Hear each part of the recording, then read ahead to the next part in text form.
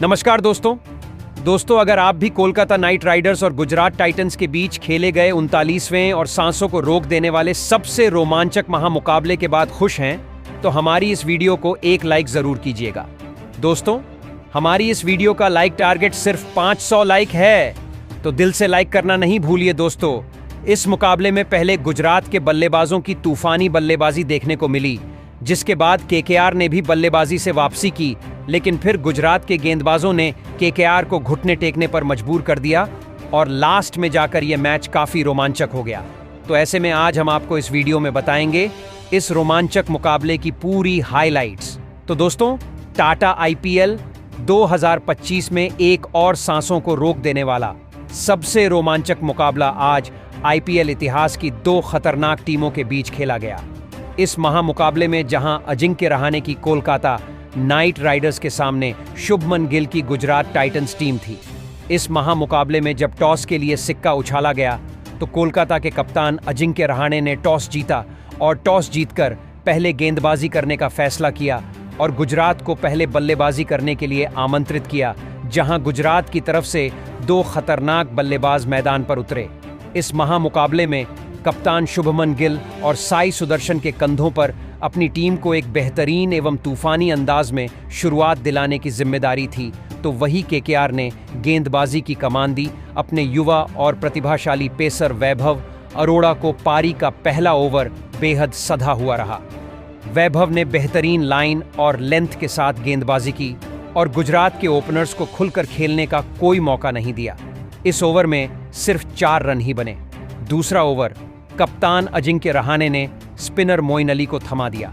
मोइन ने भी शुरुआत में कसी हुई गेंदबाजी की, लेकिन ओवर की आखिरी गेंद पर साई सुदर्शन ने खूबसूरत टाइमिंग के साथ कवर के ऊपर से चौका जड़ दिया।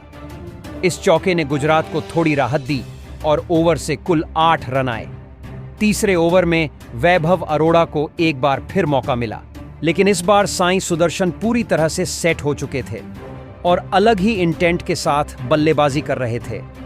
उन्होंने वैभव की लेंथ में गड़बड़ी का पूरा फायदा उठाते हुए 2 शानदार चौके जड़े, एक चौका।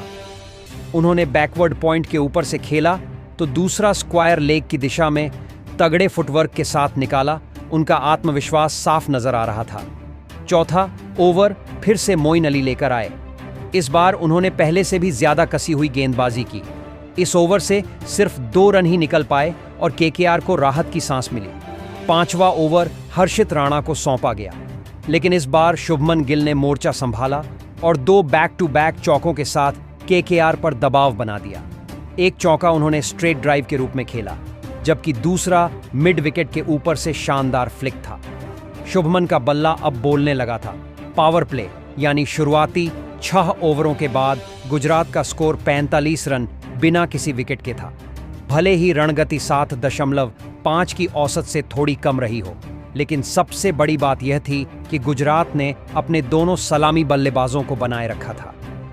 पावर प्ले के बाद गुजरात टाइटंस की पारी ने जैसे रफ्तार पकड़ ली। शुरुआत में जहां गेंदबाजों ने रन गति पर लगाम लगाए रखी, वहीं अब शुभमन गिल और साई सुदर्शन अपने क्लास और टेम्परामेंट का शानदार नमूना पेश कर रहे थे। 7वां ओवर आया मोइन अली के नाम, लेकिन इस बार गुजरात के बल्लेबाजों ने साफ इरादा दिखा दिया कि अब बचाव नहीं, आक्रमण होगा। ओवर की पहली ही गेंद पर शुभमन गिल ने मोइन को कदमों का इस्तेमाल करते हुए सीधा लॉन्ग ऑन के ऊपर से शानदार जड़ दिया। भीड़ के बीच शोर गूंज उठा और गेंद स्टैंड्स में जाकर गिरी। अगली 2 गेंदों पर गिल ने लगातार 2 चौके झड़कर मोइन अली को पूरी तरह दबाव में डाल दिया। एक चौका उन्होंने स्क्वायर लेग की दिशा में फ्लिक करके निकाला, तो दूसरा कवर के ऊपर से क्लासिकल ड्राइव के रूप में इस ओवर से कुल 17 रन आए और इसी के साथ गिल साई की जोड़ी ने अपनी अर्धशतकीय साझेदारी पूरी कर ली। अब केकेआर पर दबाव बढ़ने लगा था, लेकिन 8वें ओवर में अनुभवी सुनील नरेन को गेंद दी गई और उन्होंने अपने अनुभव का पूरा फायदा उठाते हुए रणगति पर कुछ ब्रेक लगाया। इस ओवर में सिर्फ 6 रन ही बने। नरेन की गेंदबाजी में वह मिस्ट्री और वेरिएशन साफ नजर आ रही थी, जिससे बड़े शॉट लगाना मुश्किल हो गया। 9वां ओवर आया वरुण चक्रवर्ती के नाम, लेकिन इस बार शुभमन और साई ने मौका नहीं गंवाया। दोनों ने चक्रवर्ती की लेंथ पर शानदार अटैक किया। गिल ने एक खूबसूरत ड्राइव के साथ चौका जड़ा तो साई सुदर्शन ने स्क्वायर लेग की दिशा में तेजी से बल्ला चलाते हुए 4 रन बटोरे। ओवर से कुल 11 रन आए और गुजरात की पारी को फिर से रफ्तार मिल गई। 10वां ओवर आते आते शुभमन गिल पूरी तरह अपने अंदाज में नजर आने लगे थे। उन्होंने एक बार फिर से एक शानदार चौका लगाया और अपने अर्धशतक की ओर मजबूती से कदम बढ़ा दिए। 10 ओवर की समाप्ति पर गुजरात टाइटंस का स्कोर 79 रन बिना किसी नुकसान के हो चुका था। गिल और साई सुदर्शन की यह साझेदारी अब केकेआर के लिए सिरदर्द बनती जा रही थी। पारी के पहले 10 ओवरों में बिना विकेट खोए शानदार नींव रखने के बाद गुजरात टाइटंस की बल्लेबाजी अब आक्रामक मोड़ पर आ चुकी थी। शुभमन गिल और साई सुदर्शन की जोड़ी ने केकेआर के गेंदबाजों पर अब पूरी तरह दबाव बना लिया था। इसी दबाव में 11वां ओवर लेकर आए हर्षित राणा और यहीं से शुरू हुआ एक और रोमांचक अध्याय। ओवर की पहली ही गेंद पर साई सुदर्शन ने अपने इरादे साफ कर दिए। उन्होंने गेंद को एक्स्ट्रा कवर के ऊपर से शानदार टाइमिंग के साथ सीमा रेखा के पार भेज दिया। साई का बल्ला अब खुलकर बोल रहा था। उन्होंने न सिर्फ शॉट्स में पावर दिखाई बल्कि सटीक प्लेसमेंट से गेंदबाजों की लाइन लेंथ भी बिगाड़ दी। इस ओवर की चौथी गेंद पर गिल ने एक सिंगल लेकर अपना अर्धशतक पूरा किया। वो भी सिर्फ 34 गेंदों में गिल का यह 50 पूरी क्लास और कंट्रोल के साथ आया था। वो हर डिलीवरी को पढ़ रहे थे और मौके का इंतजार कर सही शॉट्स चुन रहे थे। इसके तुरंत बाद ओवर की 5वीं गेंद पर साई सुदर्शन ने एक और बड़ा शॉट खेला। फाइन लेग की दिशा में उन्होंने एक खूबसूरत पुल शॉट लगाया और गेंद सीधे स्टैंड्स में जाकर गिरी। शानदार इसके साथ गुजरात का स्कोर 100 के पार पहुंच गया। ओवर की आखिरी गेंद पर साई ने 2 रन दौड़ कर लिए और अपने अर्धशतक को भी पूरा कर लिया। 34 गेंदों में 52 रन, एक और 6 चौकों के साथ यह पारी न सिर्फ तेज थी बल्कि समझदारी भरी भी थी। गुजरात अब पूरी तरह ड्राइविंग सीट पर था, लेकिन जैसे ही साई सुदर्शन और गिल के बीच की साझेदारी मजबूत होती जा रही थी, केकेआर को भी एक ब्रेक थ्रू की सख्त जरूरत थी और वह ब्रेक थ्रू लेकर आए आंद्रे रसेल। 13वें ओवर में रसेल ने साई सुदर्शन को विकेट कीपर के हाथों कैच करवाकर गुजरात को पहला झटका दे दिया। साई के आउट होते ही गुजरात की जबरदस्त ओपनिंग साझेदारी का अंत हुआ, लेकिन उन्होंने टीम के लिए ठोस नींव तैयार कर दी थी। इसके बाद बल्लेबाजी करने आए जोश बटलर और उन्होंने आते ही अपने इरादे जता दिए। रसेल के उसी ओवर में बटलर ने लगातार 3 चौके जड़ दिए। पहला चौका कवर ड्राइव के जरिए, दूसरा स्क्वायर लेग की दिशा में और तीसरा शानदार बैकफुट पंच। बटलर की टाइमिंग और स्ट्रोक प्ले देखकर साफ लग रहा था कि वह आज लंबा टिकने वाले हैं। 14वां ओवर आया वरुण चक्रवर्ती का। उन्होंने थोड़ा ब्रेक लगाया और सिर्फ 3 रन ही दिए, लेकिन बटलर अब सेट हो चुके थे। 15वें ओवर में उन्होंने एक बार फिर हर्षित राणा के खिलाफ आक्रामक रुख अपनाया और लगातार 2 चौके जड़ दिए। गिल दूसरी छोर पर टिके हुए थे और बटलर ने आते ही रणगति को और तेज कर दिया। 15 ओवरों के बाद गुजरात टाइटंस का स्कोर 139 रन पर पहुंच चुका था और अब आखिरी 5 ओवर बचे थे।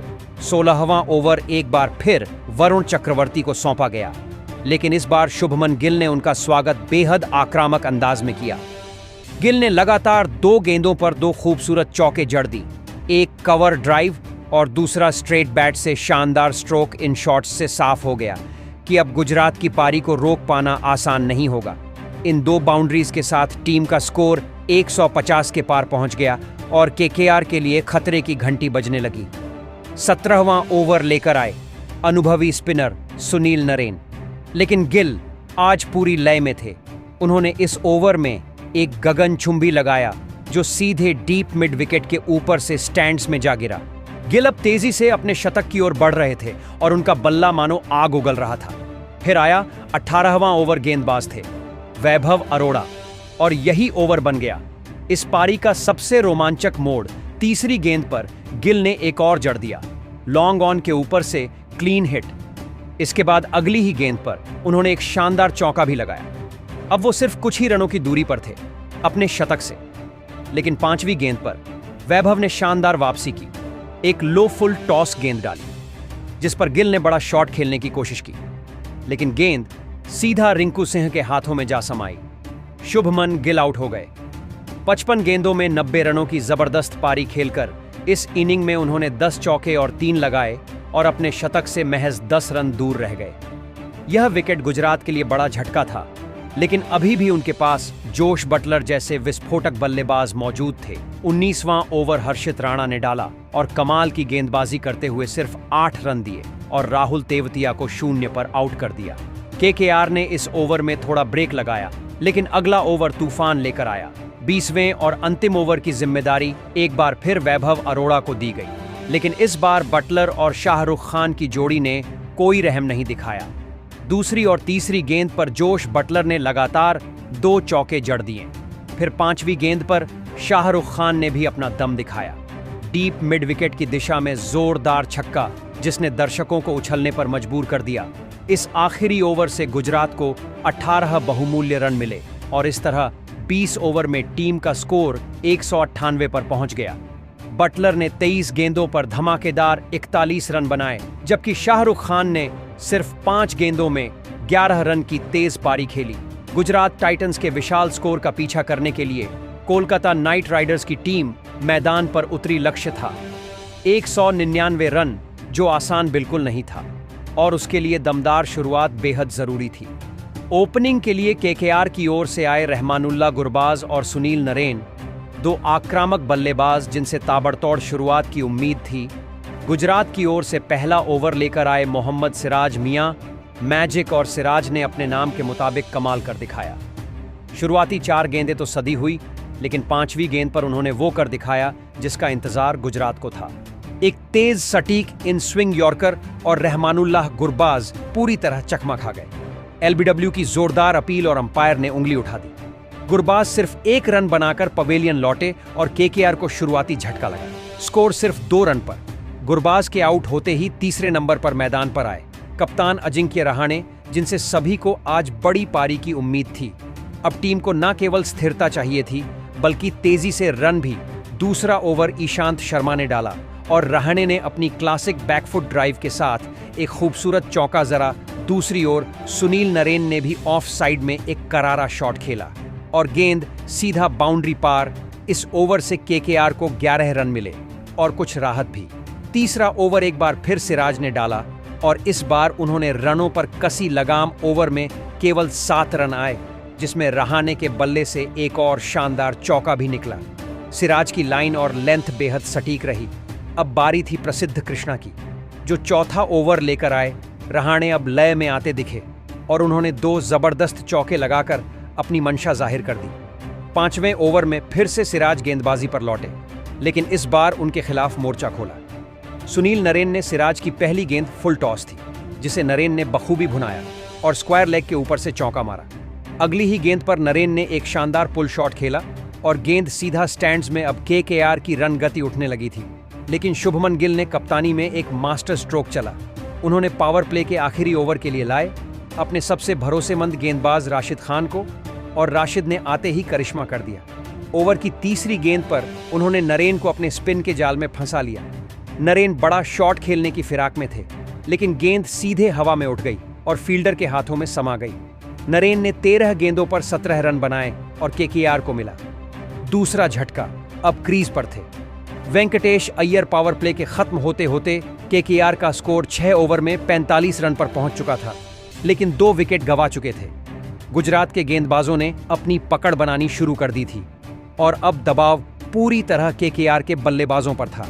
गुजरात टाइटंस के गेंदबाजों ने पहले 6 ओवरों के बाद जैसे ही स्पिन का जाल बिछाया, कोलकाता नाइट राइडर्स की बल्लेबाजी पूरी तरह से जूझती नजर आई। 8वां ओवर राशिद खान को सौंपा गया और उन्होंने वही किया जो उनसे उम्मीद थी।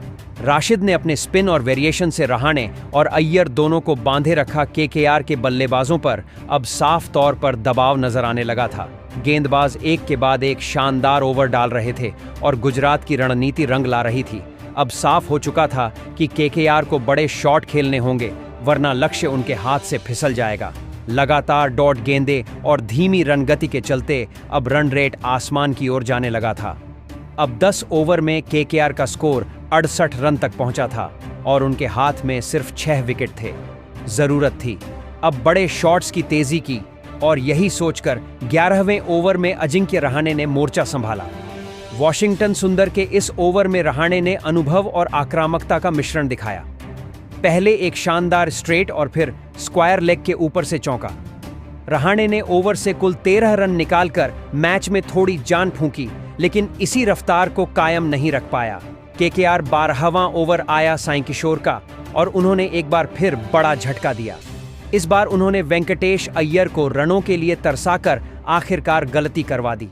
अय्यर बड़ा शॉट लगाने की कोशिश में सुंदर के हाथों कैच आउट हो गए। सिर्फ 14 रन बनाए अय्यर ने 19 गेंदों में और केकेआर की पारी का एक और स्तंभ ढह गया। स्कोर था 84 रन पर 3 विकेट। इसके बाद क्रीज पर आए फिनिशर रिंकू सिंह, लेकिन अब भी गुजरात के गेंदबाजों का दबदबा कायम था।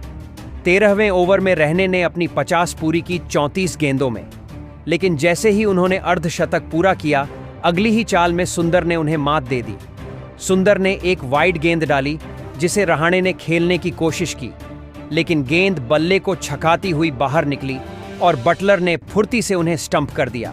रहाणे ने 36 गेंदों में 50 रन बनाए, जिसमें 5 चौके और एक छक्का शामिल रहा। का विकेट गिरते ही केकेआर को चौथा झटका लगा और स्कोर हो गया 91 पर 4 विकेट। अब मैदान पर उतरे मांसपेशियों से भरे इरादों वाले आंद्रे रसेल, जिनके आते ही मैदान में एक अलग ऊर्जा आ गई। रसेल को देखकर ही गेंदबाज सतर्क हो जाते हैं और उन्होंने आते ही दिखा दिया कि वह क्यों इतने खतरनाक माने जाते हैं। सुंदर के ओवर में अगली 3 गेंदों पर उन्होंने एक जोरदार और एक चौका जड़ा। एक गेंद लॉन्ग ऑन के ऊपर से सीधा स्टैंड्स में पहुंची और दूसरी कवर के रास्ते खूबसूरती से बाउंड्री के पार गई। इसी के साथ केकेआर का स्कोर 100 के पार पहुंचा, लेकिन अभी मंजिल बहुत दूर थी। 14वां ओवर फिर से साई किशोर को दिया गया और उन्होंने एक बार फिर खुद को साबित किया। इस ओवर में रसेल और रिंकू दोनों से बड़े शॉट निकलवाने की कोशिश की, लेकिन सफलता नहीं मिली। सिर्फ 7 रन आए इस ओवर से और केकेआर की मुश्किलें एक बार फिर बढ़ने लगी। अब मैच एक ऐसे मोड़ पर पहुंच चुका था जहां से वापसी के लिए सिर्फ रसेल और रिंकू जैसे तूफानी बल्लेबाज ही कुछ कर सकते थे। केकेआर की पारी जैसे जैसे आगे बढ़ रही थी, वैसे वैसे रन रेट का दबाव भी बढ़ता जा रहा था। टीम की उम्मीदें अब रिंकू सिंह और आंद्रे रसेल जैसे बड़े हिटर पर टिक गई थी। 15वां ओवर एक बार फिर प्रसिद्ध कृष्णा लेकर आए और इस ओवर में उन्होंने बेहतरीन यॉर्कर्स और बैक ऑफ लेंथ गेंदों से बल्लेबाजों को बांध दिया। सिर्फ 6 रन ही आए इस ओवर से और केकेआर 15 ओवर में 114 रन तक ही पहुंच पाई। लेकिन फिर आया 16वां ओवर और मैच का सबसे बड़ा मोड़ यहीं देखने को मिला। गेंदबाजी पर आए गुजरात के सबसे घातक गेंदबाज राशिद खान और सामने थे तूफानी बल्लेबाज आंद्रे रसेल। दोनों के बीच टक्कर देखने लायक थी, लेकिन राशिद ने अपना अनुभव दिखाते हुए रसेल को घुमा घुमाकर स्टंप के बाहर खींचा और फिर एक तेज गुगली फेंकी, जिसे रसेल चूक गए और विकेट कीपर जोश बटलर ने बिजली जैसी तेजी से स्टंपिंग कर दी। केकेआर को 118 रन पर 5वां झटका लगा और आंद्रे रसेल 15 गेंदों में 21 रन बनाकर लौट गए। अब केकेआर की आधी टीम पवेलियन लौट चुकी थी और गुजरात की पकड़ मैच पर पूरी तरह मजबूत हो गई थी। इसके बाद 17वां ओवर लेकर आए एक बार फिर प्रसिद्ध कृष्णा और उन्होंने इस मैच को पूरी तरह गुजरात की झोली में डाल दिया। इस ओवर की पहली ही गेंद पर उन्होंने रमनदीप सिंह को चलता किया, जिन्होंने सिर्फ 1 रन बनाया। अगली ही गेंद पर नया बल्लेबाज मोइन अली आए, लेकिन वह भी दबाव में आ गए और पहली ही गेंद पर 0 पर शाहरुख खान के हाथों कैच आउट हो गए। 2 गेंदों में 2 झटके लगते ही केकेआर की उम्मीदों पर पानी फिर गया। हालांकि इसके बाद बल्लेबाजी करने आए अंगकृष रघुवंशी ने आते ही एक शानदार चौका लगाकर थोड़ा जोश दिखाया, लेकिन प्रसिद्ध कृष्णा ने ओवर में सिर्फ 5 रन ही दिए और 2 विकेट लेकर पारी की रफ्तार को पूरी तरह थाम दिया। 18वां ओवर कुछ राहत लेकर आया, जहां रिंकू सिंह ने एक लंबा 6 लगाया और रघुवंशी ने एक और चौका जड़ दिया, लेकिन तब तक बहुत देर हो चुकी थी। अब आखिरी 2 ओवरों में जीत के लिए 60 रन चाहिए थे, जो किसी चमत्कार से कम नहीं होता। अब बारी थी 19वें ओवर की और गेंदबाजी के लिए फिर से आए मियां मैजिक मोहम्मद सिराज। इस ओवर में रिंकू सिंह और अंगकृष रघुवंशी ने हार नहीं मानी और एक एक चौका जड़ते हुए केकेआर को 150 रन के पार पहुंचा दिया। लेकिन चुनौती अब भी पहाड़ जैसी थी, क्योंकि आखिरी ओवर में जीत के लिए चाहिए थे पूरे 48 रन शर्मा ने संभाला और पहली ही गेंद पर गेम को पूरी तरह गुजरात के पक्ष में मोड़ दिया। रिंकू सिंह बड़ा शॉट खेलने के चक्कर में शुभमन गिल को कैच थमा बैठे। उन्होंने 14 गेंदों पर 17 रन बनाए। इसके बाद चौथी गेंद पर अंगकृष रघुवंशी ने जरूर एक जोरदार छक्का लगाया, लेकिन तब तक बहुत देर हो चुकी थी। केकेआर की पारी 20 ओवर में 159 रन पर सिमट गई और गुजरात ने यह मुकाबला 39 रनों से अपने नाम कर लिया। रघुवंशी ने आखिर तक संघर्ष किया और 13 गेंदों पर तेज तर्रार 37 रन बनाए। गुजरात की जीत के असली हीरो रहे राशिद खान और प्रसिद्ध कृष्णा, जिन्होंने 2-2 विकेट झटककर केकेआर की रीढ़ तोड़ दी। तो दोस्तों, आपके हिसाब से गुजरात की जीत का सबसे बड़ा सूत्रधार कौन रहा? कमेंट बॉक्स में आपकी राय हमको जरूर दें और अगर नए हैं तो क्रिकेट जगत की छोटी बड़ी खबरों के लिए हमारे चैनल को सब्सक्राइब करके बेल आइकन दबाना नहीं भूलें। धन्यवाद।